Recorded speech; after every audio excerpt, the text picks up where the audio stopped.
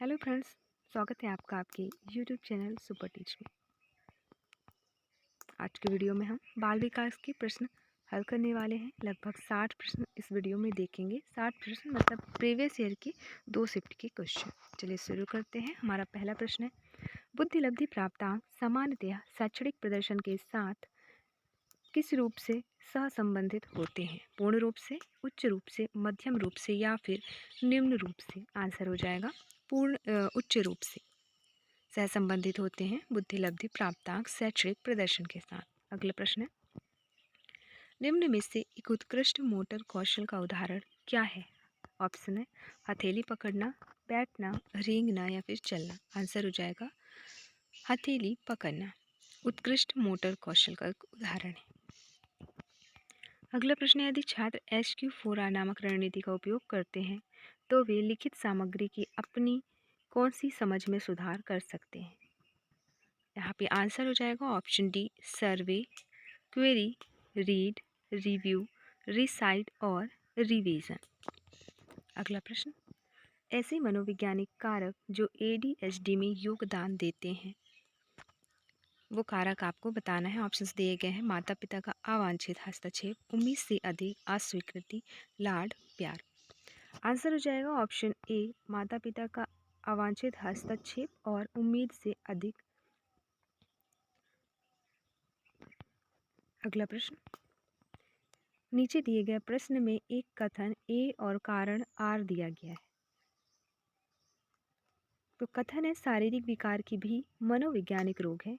कारण है, किशोरावस्था एक व्यक्ति के जीवन में एक बहुत ही महत्वपूर्ण समय होता है, क्योंकि इस स्तर पर व्यक्ति बचपन से वयस्कता की ओर जाता है।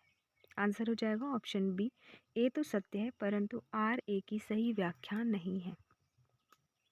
शारीरिक विकार भी मनोवैज्ञानिक रोग है। अगला प्रश्न, विभिन्न बुद्धि का सिद्धांत किसने प्रतिपादित किया? तो विभिन्न बुद्धि का सिद्धांत प्रतिपादित किया है हार्वर्ड गार्डनर ने। ऑप्शन ए सही उत्तर हो जाएगा। अगला प्रश्न है, लक्ष्य वे हैं जो निकट भविष्य में प्राप्त करने योग्य प्रतीत होते हैं। तो कौन से लक्ष्य? लघु अवधि वाले, दीर्घ अवधि, स्थायी या व्यक्तिगत? आंसर हो जाएगा लघु अवधि लक्ष्य। अगला प्रश्न, अधिगम के संदर्भ में आकार देना और क्रमिक सन्निकटन तथा शेपिंग एंड सक्सेसिव अप्रॉक्सीमेशन कैसे काम करता है? पहला, व्यवहार के बाद वांछित उत्तेजना प्रस्तुत करके व्यवहार को सुदृढ़ बनाना। दूसरा, वांछित लक्ष्य का व्यवहार की ओर प्रगति के प्रत्येक छोटे कदम को सुदृढ़ बनाना या करना। आंसर हो जाएगा ऑप्शन बी, दूसरा वाला सही है कि अधिगम के संबंध में आकार देना और सन्निकटन कैसे काम करता है, तो वो करता है वांछित लक्ष्य या व्यवहार की ओर प्रगति के प्रत्येक छोटे कदम को सुदृढ़ करना। नेक्स्ट क्वेश्चन है, ब्रिटिश मनोवैज्ञानिक चार्ल्स स्पीयरमैन ने सुझाव दिया कि बुद्धि को कितने आयामों या कारकों के संदर्भ में समझा जा सकता है? तो स्पीयरमैन ने 2 आयामों या कारकों के संदर्भ में समझा। अगला, जीवन के पहले वर्ष में बच्चों की मृत्यु दर या प्रति 1000 जन्म लेने वाले बच्चों की मृत्यु की संख्या क्या कहलाती है? ऑप्शन है शिशु मृत्यु दर, बी नवजात मृत्यु दर, सी बाल मृत्यु दर या फिर डी शिशु रुग्णता दर। आंसर हो जाएगा ऑप्शन ए, शिशु मृत्यु दर। अगला प्रश्न, निम्नलिखित में से कौन सा बौद्धिक रूप से उज्ज्वल बच्चों द्वारा किए गए दुर्व्यवहार और असामाजिक गतिविधियों का कारण है? पहला, होनहार बच्चे चर्चा के केंद्र में नहीं होते। दूसरा, शिक्षक मेधावी बच्चों को उचित विकल्प प्रदान करने में विफल रहते हैं। तीसरा, हमारी शिक्षा प्रणाली में मेधावी बच्चों के लिए अच्छी रणनीति नहीं है। आंसर डी यहाँ पे सही हो जाएगा कि तीनों ही सही है।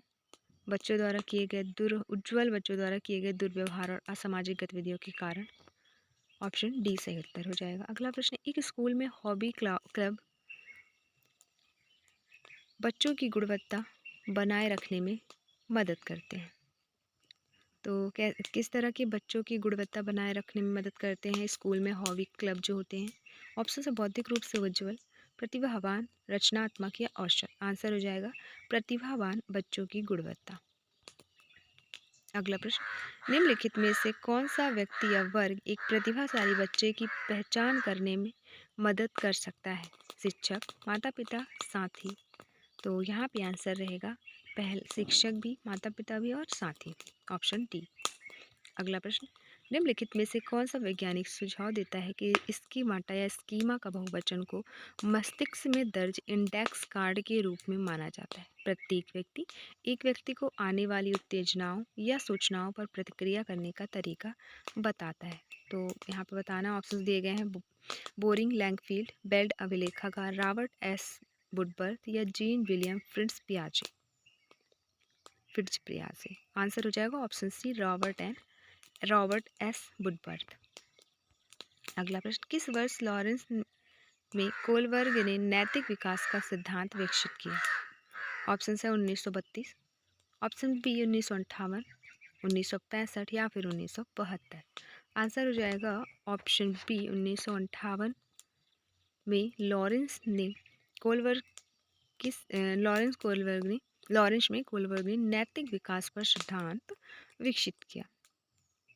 अगला प्रश्न है, थॉर्नडाइक का मानना था कि अधिगम निम्नलिखित में से किससे के माध्यम से होता है? ऑप्शन है प्रयास और त्रुटि का सिद्धांत, कारक विश्लेषण, प्राथमिक मानसिक क्षमता या फिर फ्रेम्स ऑफ माइंड के द्वारा। आंसर हो जाएगा ऑप्शन ए, प्रयास और त्रुटि सिद्धांत के माध्यम से अधिगम होता है, ये थॉर्नडाइक का मानना था। अगला प्रश्न, निम्नलिखित में से कौन प्रगतिशील शिक्षा की विशेषता नहीं है?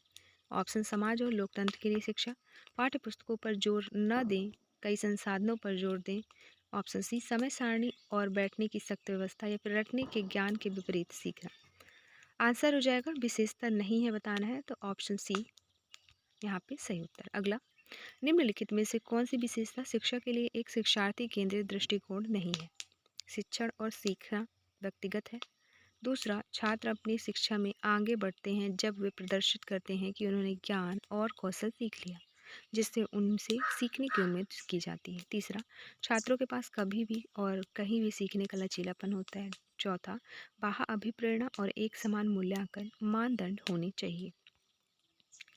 तो कौन सा शिक्षार्थी केंद्रित दृष्टिकोण नहीं है? तो ऑप्शन डी यहाँ पे सही उत्तर हो जाएगा। अगला प्रश्न, निम्नलिखित में से कौन शिक्षा के संबंध में रविन्द्रनाथ ठाकुर द्वारा बचाव नहीं करता?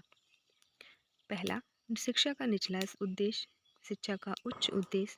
तीसरा, शिक्षा प्रणाली जिसने देश की सांस्कृतिक विरासत के बारे में जागरूकता को बढ़ावा दिया। चौथा, शिक्षा के उच्च लक्ष्य से पहले शिक्षा के निम्न लक्ष्य को बढ़ावा देने वाली शिक्षा प्रणाली। आंसर हो जाएगा यहाँ पे ऑप्शन डी, शिक्षा के उच्च लक्ष्य से पहले शिक्षा के निम्न लक्ष्य को बढ़ावा देने वाली शिक्षा प्रणाली। फिर अगला प्रश्न, शिक्षा के रचनात्मक दृष्टिकोण में कक्षा में अधिकार कौन साझा करेगा? विद्यार्थी, शिक्षक, छात्र और शिक्षक दोनों, या फिर ना छात्र ना शिक्षक? आंसर हो जाएगा ऑप्शन सी, छात्र और शिक्षक दोनों ही अधिकार साझा करेंगे शिक्षा के रचनात्मक दृष्टिकोण में। अगला, थॉर्नडाइक के बहुबुद्धि के सिद्धांत को निम्नलिखित में से किसके द्वारा प्रस्तावित बहुकारक सिद्धांत द्वारा प्रतिस्थापित किया जाता है? ऑप्शन है Charles Spearman, L Thurstone, JP Guilford या फिर रॉबर्ट स्टेनबर्ग। आंसर हो जाएगा option C, JP Guilford. Next question, Maslow के अनुसार आवश्यकता को निचले स्तर की आवश्यकताओं के रूप में भी जाना जाता है, जिसमें उत्तरजीविता की आवश्यकता और सुरक्षा आवश्यकता आदि शामिल है। ऑप्शन है अपूर्णता, अस्तित्व, वास्तविक या स्वयं। तो अपूर्णता जो है आवश्यकता को निचले स्तर की आवश्यकता के रूप में भी जाना जाता है। अगला प्रश्न, निम्नलिखित में से कौन सी सीखने की अक्षमता इसके अर्थ से सही ढंग से सुमेलित नहीं है? ऑप्शन है डिसलेक्सिया मतलब पढ़ने में कठिनाई, डिस्प्रैक्सिया अर्थात मस्तिष्क में कठिनाई और मोटर कौशल समन्वय। तीसरा, अफेजिया मतलब भाषा विकार, या फिर ऑप्शन डी डिस्ग्राफिया गणित में सीखने की क्षमता। तो यहाँ पे सीखने की अक्षमता के लिए सुसंगत नहीं है बताया है, पूछा है, तो ऑप्शन डी यहाँ पे हो जाएगा। अगला प्रश्न, रीना के परिवार में सभी वकील हैं। उसके माता पिता और उसके बड़े सहोदर दोनों ही सफल वकील हैं, जो उसे कानून को जीविका बनाने के लिए प्रेरित करते हैं। यह स्थिति इंगित करती है कि रीना किससे प्रेरित है? ऑप्शन ए आंतरिक रूप से, बाहरी रूप से, अपने परिवार द्वारा कानून को जीविका के रूप में अपनाने के लिए मजबूर किया जा रहा है या फिर इनमें से कोई नहीं। तो ये बाहरी रूप से प्रेरित है, कहा जाएगा इसको। ऑप्शन सी यहाँ पे सही उत्तर रहेगा। अगला प्रश्न, प्रारंभिक गणित में अंकगणित, संख्याओं का खेल जैसे विषयों को प्रत्येक वर्ष छठी और सातवीं दोनों कक्षाओं में दोहराया जाता है। यह विकास के किस सिद्धांत से संबंधित है? ऑप्शन है, विकास दूरस्थ से समीपस्थ होता है। बी, विकास अलग अलग व्यक्तियों के लिए अलग अलग गति से होता है।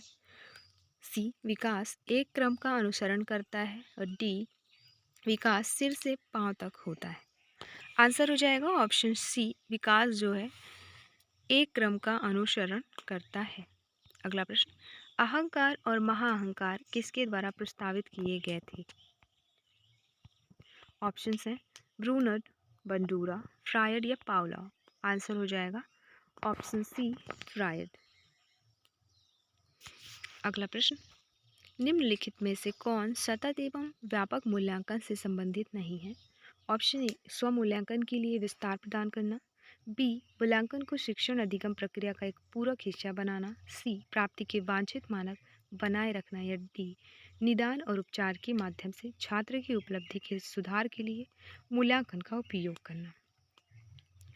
तो मूल्यांकन से संबंधित नहीं है, बताना है सतत एवं व्यापक मूल्यांकन से। आंसर हो जाएगा मूल्यांकन को शिक्षण अधिगम प्रक्रिया का एक पूरक हिस्सा बनाना, यही वाला आंसर रहेगा, क्योंकि यही गलत है। अगला, प्रेरणा सिद्धांतों के संदर्भ में के अनुसार एक शिक्षक शिक्षण को किस प्रकार बढ़ा सकता है? ऑप्शन से, उम्मीदों के समान मानकों को स्थापित करके, छात्रों से कोई उम्मीद ना करके, छात्रों से अत्यधिक उम्मीदें करके, या फिर छात्रों से यथार्थवादी उम्मीदें करके। आंसर हो जाएगा ऑप्शन डी, छात्रों से यथार्थवादी उम्मीदें करके। नेक्स्ट क्वेश्चन, आनुवांशिकता और पर्यावरण की भूमिका के बारे में निम्नलिखित में से कौन सा कथन सत्य है? ऑप्शन ए, सीखने और ऑप्शन ए, सीखने और प्रदर्शन करने की एक बच्चे की क्षमता जीनों द्वारा पूरी तरह निर्धारित की जाती है। ऑप्शन बी, अच्छी तरह देखभाल और पौष्टिक आहार बच्चे के किसी भी जन्मजात विकार को दूर कर सकता है। ऑप्शन सी, पर्यावरण केवल बच्चे के भाषा विकास में महत्वपूर्ण भूमिका निभाता है। ऑप्शन डी, विकास के कुछ पहलू आनुवंशिकता और कुछ अन्य पर्यावरण से आप अधिक प्रभावित होते हैं। यहाँ पे आंसर हो जाएगा ऑप्शन डी। अगला प्रश्न है, प्रेरणादायी शिक्षण की प्रक्रिया द्वारा क्या होता है? ऑप्शन है, शिक्षार्थी की याददाश्त तेज होती है। पुराने प्रशिक्षण एवं नए प्रशिक्षण के बीच के अंतर किया जा सकता है। सी, शिक्षार्थियों को एक ही दिशा में सोचने की क्षमता प्राप्त होती है। या फिर ऑप्शन डी, नए शिक्षार्थियों के बीच प्रशिक्षण की रुचि बनी रहती है। आंसर हो जाएगा नए शिक्षार्थियों के बीच प्रशिक्षण की रुचि बनी रहती है, यही है प्रेरणादायी शिक्षण की प्रक्रिया द्वारा होता है। अगला प्रश्न, प्रतिस्पर्धा के प्रकार कितने हैं? 3, 5, 6 या फिर 2? प्रतिस्पर्धा के 5 प्रकार हैं। ऑप्शन बी यहाँ पे सही उत्तर हो जाएगा। अगला प्रश्न है, व्यक्ति का संपूर्ण व्यवहार ही व्यक्तित्व कहलाता है, यह परिभाषा किसके द्वारा दी गई थी? ऑप्शन है, मन, वुडबर्थ या मार्क्यूस, डेसियर या फिर गिलफोर्ड। आंसर हो जाएगा ऑप्शन बी, वुडबर्थ और मार्क्यूस के द्वारा। अगला प्रश्न है, मनोविज्ञान का शाब्दिक अर्थ क्या है? ऑप्शंस है, व्यवहार और मन का विज्ञान, आत्मा का विज्ञान, चेतना का विज्ञान या फिर स्वभाव का विज्ञान। तो मनोविज्ञान का शाब्दिक अर्थ है व्यवहार और मन का विज्ञान। अगला प्रश्न, निम्नलिखित में से कौन सा व्यक्ति भाषा विकार पैदा कर सकता है? ऑप्शंस है, भरपूर भाषण, नए शब्दों को सीखने और सही शब्द खोजने में कठिनाई, लिखने में दिक्कत, या फिर उपरोक्त ऑप्शंस में से सभी। आंसर हो जाएगा ऑप्शन बी, नए शब्दों को सीखने और सही शब्द खोजने में कठिनाइयाँ पैदा कर सकता है व्यक्त भाषा विकार, अर्थात एक्सप्रेसिव लैंग्वेज डिसऑर्डर। अगला प्रश्न, निम्नलिखित में से कौन सा बताता है कि विकास के विभिन्न चरणों में बच्चों में अलग अलग लक्ष्य महत्वपूर्ण होते हैं? ऑप्शन है, व्यक्तित्व गतिकी का सिद्धांत, साइकोसेक्सुअल विकास का सिद्धांत, व्यक्तित्व संरचना का सिद्धांत, या भी फिर प्रेरक सिद्धांत। आंसर हो जाएगा ऑप्शन बी, साइकोसेक्सुअल विकास का सिद्धांत। अगला प्रश्न, कौन सा कारक बच्चे की वृद्धि और विकास को प्रभावित नहीं करता है? ऑप्शन है, आनुवांशिक लक्षण और विशेषताएं, एकल और एकाधिक जन्म, बच्चे से पहले और बाद में प्राप्त पोषण, या फिर ऑप्शन डी, आनुवांशिकता और पर्यावरणीय विशेषताएं। आंसर हो जाएगा ऑप्शन ए, आनुवांशिक लक्षण और विशेषताएं, यही जो है वृद्धि और विकास को प्रभावित नहीं करता है।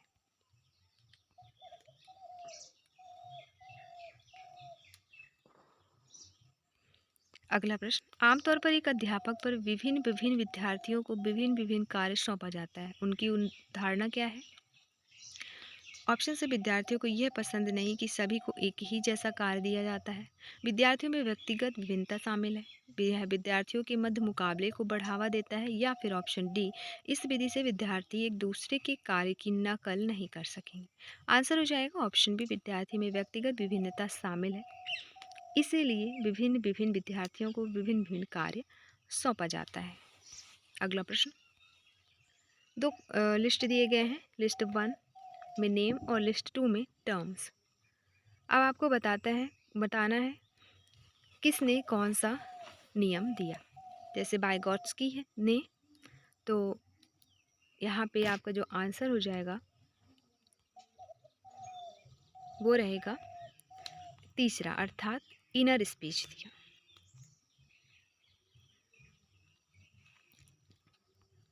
फिर है बायकर्टन, तो इन्होंने प्रोटो लैंग्वेज दिया। फिर मैकनील जो है, इन्होंने आइकॉनिक और मेटाफॉरिक भाषाएं, और जो ब्रूनर हैं वो लैंग्वेज एक्टिविज्म सपोर्ट सिस्टम का नियम दिया। ये चारों हो गए। इसका ऑप्शन आपका सही रहेगा, वो रहेगा डी।